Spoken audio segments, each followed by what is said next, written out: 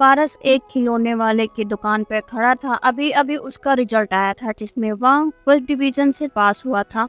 उसके पापा श्रीकांत जी उसे लेकर पास के ही एक खिलौने की दुकान पर ले गए थे। वहाँ पारस ने बहुत सारे खिलौने देखे, लेकिन उसे कुछ समझ नहीं आ रहा था। कुछ देर के बाद उसे दुकान पर एक मुखौटा दिखा जो एक मुस्कुराते हुए आदमी का था। उस मुखौटे में कुछ ऐसा था कि पारस उसे देखता ही रह गया, जैसे उस मुखौटे पे उसने कुछ काला जादू किया हो। पारस अपने पापा से उस मुखौटे को लेने के लिए जिद करने लगा। श्रीकांत जी, बेटा इसका क्या करेगा? कोई खिलौना ले लो, देख कितनी अच्छी कार है, रिमोट वाली है। पारस, नहीं पापा, बस मुझे यही चाहिए। हार कर श्रीकांत जी ने उसे वह मुखौटा खरीद दिया। दोनों घर के लिए चल दिए। कार में बैठकर पारस ने मुखौटा लगाया और सामने वाले शीशे में देखा। उसने वह काफी डरावना लग रहा था। उसने झट से उसे उतार दिया। पापा, क्या हुआ बेटा? अपनी शक्ल देख के डर गए? यह कहकर पापा जोर से हंसने लगे।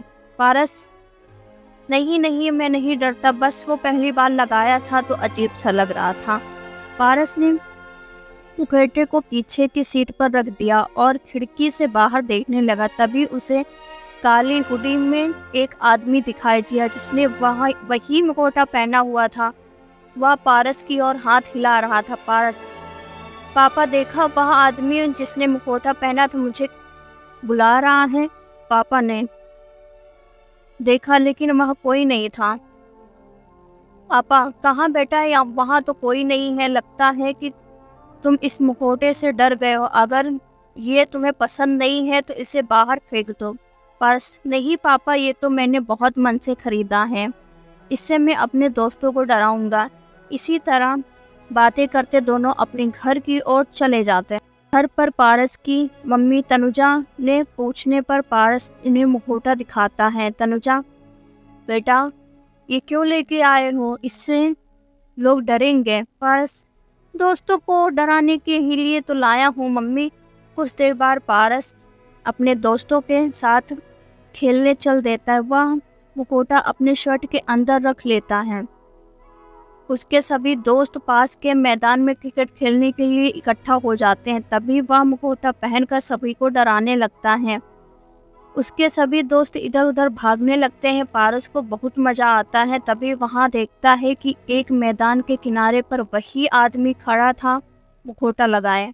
पारस डर जाता है। वह जल्दी से मुखौटा उतार कर घर की ओर चल देता है। वह आदमी पारस का पीछे पीछे चलने लगता है। कुछ देर में वह पारस के सामने आ जाता है। पारस डर के आंखें बंद कर लेता है और मुखौटा फेंक देता है। वह आदमी मुखौटा उठाकर उसके पास कपड़े से साफ करता है। आदमी, बेटा डरो नहीं, मैं तुम्हें नुकसान नहीं पहुंचाऊंगा। पारस, यह मुखौटा तुम रख लो, मेरा पीछा छोड़ दो। आदमी, बेटा मैं तुम्हें डरा नहीं रहा हूँ, मेरी बात ध्यान से सुनो। पारस, वह आदमी पारस को लेकर एक किनारे बैठ जाता है। वह अपना मुखौटा उतारता है। पारस, अरे आप तो बिल्कुल हमारे जैसे दिख रहे हैं, लेकिन आप इतने बड़े होकर मुखौटा पहनकर क्यों घूमते हो? आदमी, बेटा मैं एक जोकर का काम करता हूँ। बच्चों की पार्टियों में जोकर बनकर सबको हंसाता था। जहाँ बच्चों के साथ सभी बड़े भी मेरा मजाक उड़ाते थे। मुझे इसके अलावा कुछ और नहीं आता है। एक दिन मैं अपने बर्थडे की पार्टी में अपना कर्तव्य दिखा रहा था। उसी पार्टी में मेरा छोटा सा बेटा भी आया था। उसे उसके बारे में पता नहीं था। तभी मेरे हाथों पर बंधी घड़ी से उसने मुझे पहचान लिया। उसने मेरा मुखौटा हटा दिया और रोने लगा और पार्टी भी छोड़कर भाग गया। मुझे बहुत दुख हुआ और उसे बुरा लगा कि मेरे पापा जोकर हैं। तभी से वह मेरे से बात नहीं करता। मैं चाहता हूँ कि तुम और काम करूँ, लेकिन मुझे कोई काम नहीं मिलता।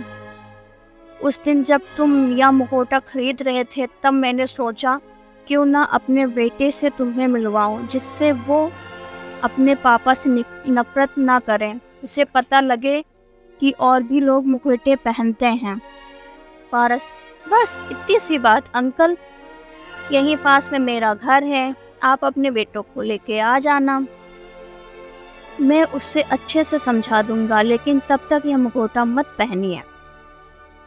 आदमी, बेटा तुम नहीं जानते हो कि तुमने मेरा कितना बड़ा बोझ हल्का कर दिया है, तुम चलो मैं आता हूँ।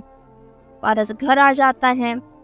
वह घर आकर अपने मम्मी पापा को सारी बातें बताता है। कुछ देर में वह आदमी अपने बेटे सूरज को लेके आ जाता है। पारस, सूरज तुम अपने पापा से क्यों गुस्सा हो? सूरज, भला किसी के पापा जोकर होते हैं क्या?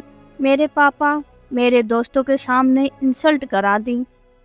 श्रीकांत, बेटा कोई भी काम छोटा बड़ा नहीं होता है, वैसे भी तुम्हारे पापा ये सारा काम मुखौटा लगाकर करते हैं, इसीलिए चिंता करने की कोई ज़रूरत नहीं है, उन्हें कोई नहीं पहचानता। इसके बाद पारस सूरज को वह मुखौटा दिखाता है, जिससे वो पहनते ही पारस का चेहरा ढक जाता है।